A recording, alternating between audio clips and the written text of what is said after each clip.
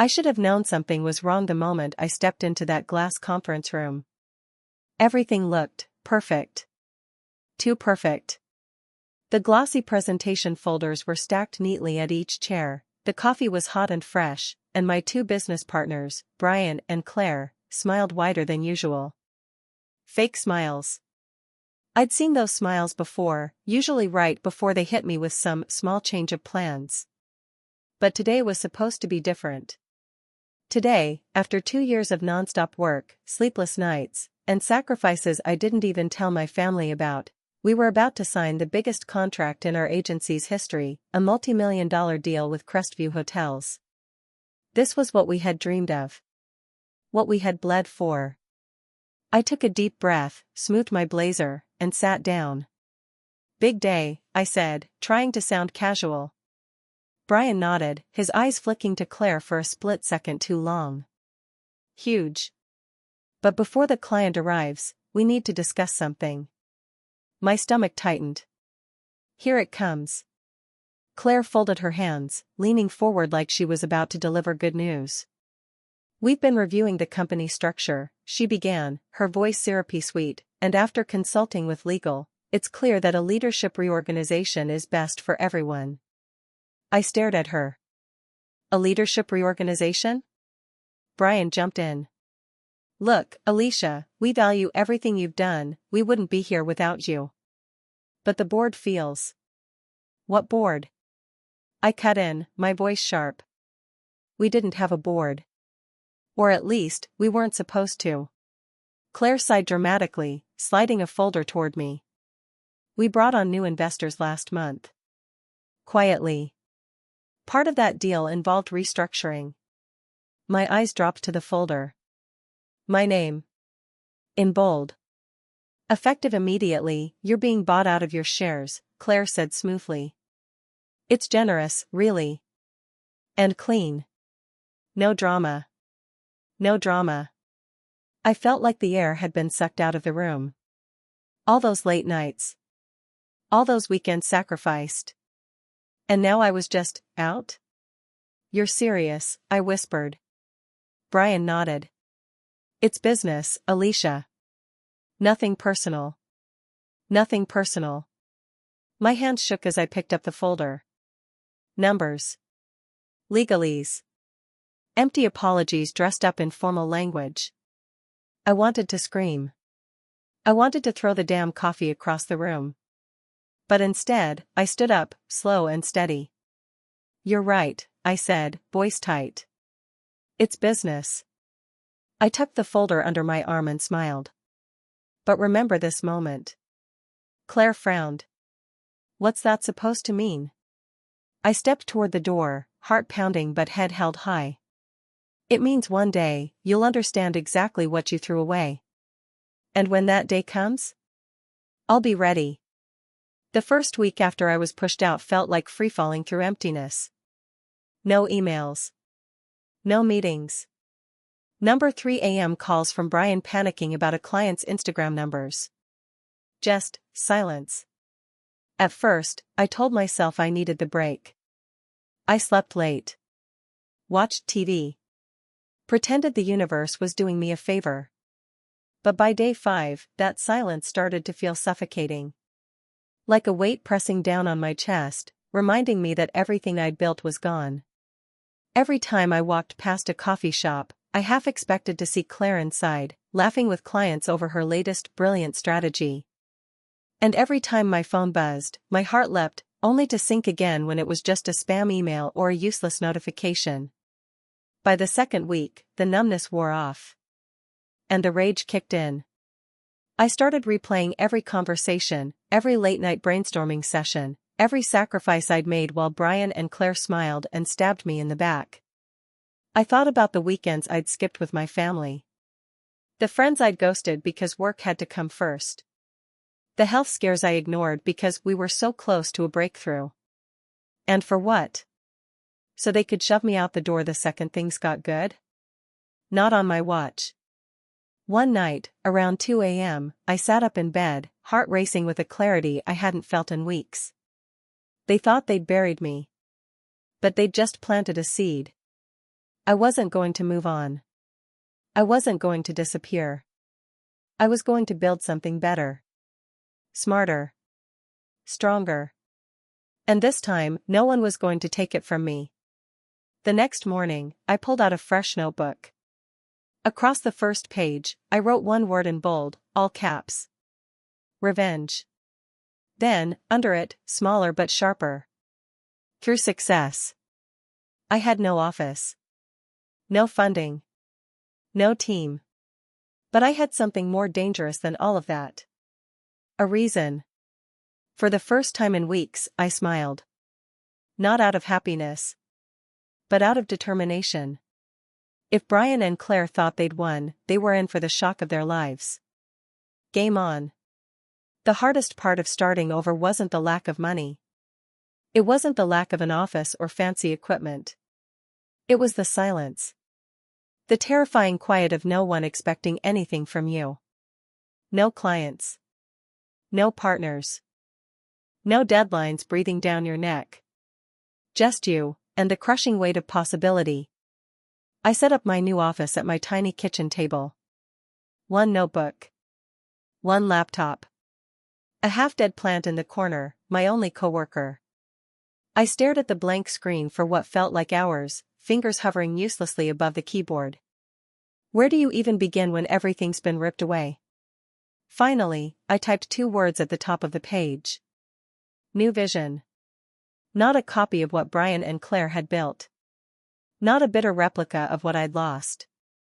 Something smarter. Faster. Sharper. Something that couldn't be stolen this time. I made a list of everything I hated about the old agency. The bloated processes. The overpromises. The obsession with looking good instead of being good. Then I flipped the page and wrote. What clients really want. I filled the page with notes. Speed. Honesty. Measurable results. People who actually give a damn. I didn't need a full team to start. I just needed one win. One proof of concept. I pulled out my old contacts list. My fingers hovered over names I hadn't spoken to in months, some in years. Would they even take my call? I scrolled, heart thudding, until I landed on a name that made me pause. Lara Chen. We'd worked together on a small campaign 2 years ago, and she'd loved my work. Her company was growing fast, and I knew she hated agencies that overpromised and underdelivered. I took a deep breath and hit call. Alicia? Lara's voice crackled through the speaker. Wow, it's been a while. Yeah, I said, trying to keep my tone light. Listen, I'll cut to the chase. I'm building something new. Small, nimble, and sharp. No fluff, just results. I thought of you immediately. There was a pause. You left the agency? She asked, surprise lacing her words. Not exactly by choice, I admitted, a bitter smile tugging at my lips. But honestly? Best thing that's ever happened to me. Lara laughed softly. Well, timing's good. We're launching a new product next quarter and need fresh eyes. Send me a proposal? My heart leapt. You'll have it by tonight. I ended the call and stared at my cracked phone screen, disbelief and adrenaline crashing over me. My first real shot. 1 foot back in the game. I grabbed my notebook and scribbled wildly, ideas pouring out faster than I could write. That night, I emailed Lara the sharpest, boldest proposal I'd ever written. No fluff. No filler. Just power. And when I hit send, I sat back in my chair, exhaling shakily. No matter what happened next. This was mine. All mine. The email came 2 days later. Subject, let's do this. I clicked it open so fast I nearly dropped my coffee. Lara's message was short and sweet. Love the proposal. You've got the job. Kickoff meeting Monday? I stared at the screen, heart pounding. My first client. My first real chance to prove I wasn't just a partner on paper, I was the force behind the success they'd all pretended was theirs. The next few weeks were a blur of late nights, strong coffee, and frantic note-taking. I poured everything I had into Lara's campaign. Every detail mattered. Every social post was crafted to perfection. Every ad tracked obsessively. Every tweak made at 2 a.m. was logged and tested. There was no safety net this time. No Brian to double-check my work. No Claire to step in and smooth things over. Just me, and the quiet knowledge that this was my make-or-break moment. The night before Lara's product launch, I barely slept. I lay on my couch, staring at the ceiling, my mind racing with every worst-case scenario. What if it flopped? What if I failed? But deep down, something stronger whispered back. You've done the work. Trust it. Launch day hit like a tidal wave. Within hours, the numbers started rolling in. Clicks. Shares. Comments. By noon, Lara texted. Already exceeding our KPIs. This is insane. By dinner, she sent another. We just hit 1M impressions. And it's only day one. I sat at my kitchen table, staring at the messages, tears blurring my vision. Not because I was surprised. But because I finally felt seen. All those years of building someone else's empire. And now, for the first time, I was building mine. A week later, Lara's campaign went viral. Her CEO emailed me personally to say it was the best launch their company had ever had. I screenshotted that email and saved it in a folder I labeled. Proof. Proof that I was more than a background player. Proof that my instincts were dead on. Proof that I was meant for this. Word spread fast. First, a friend of Lara's company reached out. Then another referral came in. Then a cold email that started with, I heard you're the one to call. I wasn't just back in the game. I was rewriting the rules. And somewhere, in the back of my mind, I knew Brian and Claire had to be watching. I imagined them scrolling through LinkedIn, seeing my name pop up again and again. Not as the partner they shoved out, but as the new competition they never saw coming. English original. Growth came fast. Faster than I dared to hope. 1 client turned into 3. 3 turned into 7. Within 3 months, my tiny kitchen table business had outgrown my apartment. It was time to get serious. I signed a lease for a small office, nothing fancy, but it had real desks, real windows, and space to think. On my first day there, I stood in the empty room, staring at the bare white walls. No Brian. No Claire. No safety net. Just me, and a stack of client contracts I could barely keep up with. I needed help. So I hired my first employee, Julia, a whip-smart social strategist who had been laid off from a bigger agency. Then came Eric, a numbers guy with a knack for turning data into gold.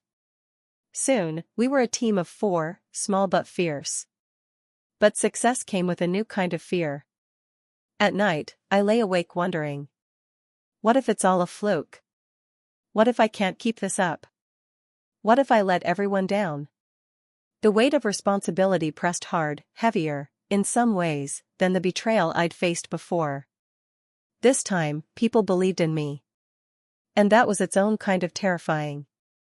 One afternoon, after a long client call, Julia popped her head into my office.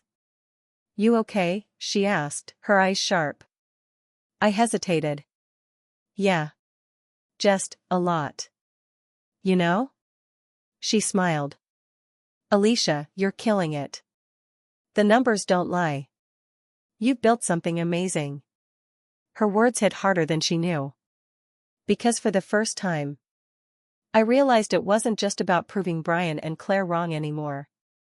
It was about proving myself right. That night, as I walked home through the city, I passed by a billboard, one of those massive digital ones lighting up the skyline. It hit me out of nowhere. One day, my work will be up there. One day, my name will be impossible to ignore. I stopped and snapped a picture of that empty billboard. A reminder. A promise. This was only the beginning. The first shot across the bow came quietly. A polite email from a former client. "We've loved working with you, but unfortunately, we need to pause our contract due to budget cuts." I stared at the screen, frowning. Budget cuts? That didn't track. But 2 days later, another client sent a similar message. And then another. My gut twisted. Something was off. It didn't take long to find out why. Julia burst into my office one morning, phone in hand, eyes blazing. "Guess who's been calling our clients?" she snapped. She didn't have to say it. I already knew. Brian. Claire. They were offering deep discounts, practically working for free, to lure clients back to their agency. Desperate moves. But effective. I slammed my laptop shut, frustration bubbling in my chest. "They're scared," Eric said calmly from the doorway. "That's why they're doing this." I nodded, jaw tight. Yeah. And they should be. But inside, I was rattled. I'd worked too hard to let them sabotage me now. That night, I paced my apartment, replaying everything in my head. I could lower my prices to compete. I could send legal warnings. I could blast them on social media. But none of that felt right. No. I didn't build this company on pettiness. I built it on results. And that was exactly how I'd fight back. The next morning, I gathered my team. "They're coming for us," I said, "but we're not going to play their game." Julia raised an eyebrow. "Then what's the plan?" I smiled. "We do what we've always done. We win with the work. We doubled down on every campaign. Sharpened every pitch. Added extra value to every project without charging a cent more. Clients noticed. Word spread. And slowly but surely, the tide started to turn back in our favor. A month later, Laura texted me out of the blue. "FYI, Brian's agency tried to pitch us again." We laughed them out of the room. I stared at the message, grinning. For the first time, I realized something important. They weren't just scared of me. They were losing because I was no longer playing their game. And that, I thought, was the sweetest victory of all. It all changed with one email. Subject: Invitation to bid, global campaign. I blinked, rereading the sender's name. Aurora Hotels International. $1 billion brand. A dream client. They were inviting us, to pitch for their new global rebranding campaign. For a second, I just stared at the screen, heart hammering. This was the moment every agency dreamed of. "Julia!" I shouted, bolting from my office. "You need to see this." She read the email, eyes wide. "Holy, this is huge." "Yeah," I breathed. "Game-changing." But of course, there was a catch. As I scrolled through the pitch requirements, my stomach sank. Participating agencies. G&M Creative, Brian and Claire's firm. Nexus Branding. Alicia Graham Agency. It was official. We were going head-to-head.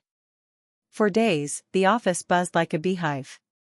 We dissected the brief, brainstormed wild ideas, ripped them apart, and started over. No detail was too small. No angle too obvious. We knew we were the underdogs, the smallest team, the newest agency, the one no one expected to win. And that made us dangerous. The day of the pitch arrived fast. We walked into Aurora's sleek headquarters armed with vision boards, data sheets, and nerves of steel. In the waiting room, I spotted Brian and Claire across the hall. Brian caught my eye, smirking. "Didn't think we'd see you here," he said smoothly. "Get used to it," I replied, voice even. Claire laughed. "Cute. But let's be honest, you're out of your depth." I smiled, tilting my head. "We'll see." Our pitch was fire. Julia nailed the strategy. Eric broke down the data like a pro. I closed with a vision so bold, the room went quiet. When we finished, Aurora's CEO shook my hand firmly. Impressive, he said simply. And in that moment, I knew, win or lose, we'd left a mark. That night, I sat on my balcony, watching the city lights shimmer below. My phone buzzed with a message from Julia. Whatever happens, I'm proud of us. I stared at the screen, a slow smile spreading. Me too. Because no matter what came next, we were ready. The email came 3 days later. Subject, award notification, Aurora campaign. My hand shook as I clicked it open, my team crowding around behind me, holding their breath. We are pleased to award the Aurora Global Rebranding Campaign to Alicia Graham Agency. For a moment, the room was silent. Then Julia screamed. Eric laughed. I sat there, stunned, as they hugged me, shouting and whooping like we'd just won the Super Bowl. Because in a way, we had. Aurora's CEO called later that day. I have to admit, he said, you were the wild card. But your vision was exactly what we needed. I smiled, my voice steady. We won't let you down. And I meant it. This wasn't just a win. It was a statement. We were no longer the underdogs. We were players. The industry buzzed for weeks. Articles popped up everywhere. A rising star, Alicia Graham's agency snags Aurora deal. Small but mighty, how one boutique agency outshone the giants. And then, the inevitable happened. I got a text from an unknown number. Brian. Congrats. Impressive win. Maybe we should talk? I stared at the message, laughing to myself. Typical. I didn't reply. Not because I was bitter. But because I was busy building an empire. And honestly? Nothing he said mattered anymore. But fate wasn't done yet. 2 weeks later, my lawyer called. Did you hear? G&M Creative is collapsing. They're selling. My heart skipped a beat. Selling? Want me to get the details? She asked. I paused, letting the weight of that moment sink in. Brian and Claire's company, the one they'd stolen from me, the one they'd used to humiliate me, was falling apart. And now, I had the chance to buy it. I smiled, slow and certain. Yes, I said. Get me everything. Game on. Walking back into that office felt like stepping into a memory, but one I was finally ready to rewrite. Same sleek walls. Same glass conference room. Same fake smiles. But this time I wasn't a partner. I was the buyer. Brian and Claire sat across from me, their faces stiff, eyes avoiding mine. The room smelled of stale coffee and quiet desperation. So, Brian began, clearing his throat, let's talk numbers. I leaned back, cool and calm. We already are. My lawyer slid the paperwork across the table, clean, brutal, and undeniable. Claire's lips pressed into a thin line. This is lower than we expected. I shrugged. You don't have better offers. Silence. Brian's jaw clenched. We built this company. I met his gaze, steady. No. We built it. You tore it down. His eyes dropped to the table. The tension in the room was electric. For a moment, no one spoke. Then Claire sighed, the fight draining from her shoulders. What do you plan to do with it? She asked quietly. I smiled, cold and sharp. Restructure. Rebuild. And remind everyone who made this place matter. Her eyes flinched at that, just a flicker, but enough. They signed. Slow, reluctant signatures that felt like the end of an era. I gathered the papers, my heart thudding with quiet triumph. As I stood, Brian looked up, his voice rough. Why buy it? After everything? I paused at the door, looking back one last time. Because, I said softly, taking back what's mine was always part of the plan. And then I walked out, head high, heart light. On the street, the cold air hit my face, crisp and clean. I looked up at the office windows, remembering every late night, every betrayal, every sleepless hour. And I smiled. Because now, it was mine. All of it. 6 months later, everything had changed. The office, once cold and tense, now buzzed with new energy. Old systems were scrapped. Dead weight was cut. Fresh talent filled every corner. We rebranded, restructured, and relaunched. And the industry noticed. Aurora's global campaign became a massive success, plastering my agency's name across billboards and magazine covers. More contracts rolled in. More wins stacked up. But the biggest victory? Walking through those office halls, the ones where I'd once been betrayed, and seeing my team thrive. No politics. No power plays. Just real work. Real results. One afternoon, as I sat in my corner office, sunlight pouring through the windows, Julia stepped in with a grin. "We just landed another major account," she said, waving the signed contract. I laughed, shaking my head. "Remember when we were working out of my kitchen?" She smiled. "Yeah. And now look at us." We both glanced out the window, the city sprawling beneath us. It wasn't just a company anymore. It was proof. Proof that resilience beats betrayal. That integrity outlasts ambition. And that success is the best revenge of all. That night, alone on my balcony, I thought about Brian and Claire. Not with anger. Not with regret. Just clarity. They had taught me my most valuable lesson. Never let anyone else define your worth. And now? I didn't need their validation. I had my own. I looked up at the skyline, at a billboard shining bright with my agency's logo, and smiled. Because this wasn't just the end of a story. It was the beginning of my empire.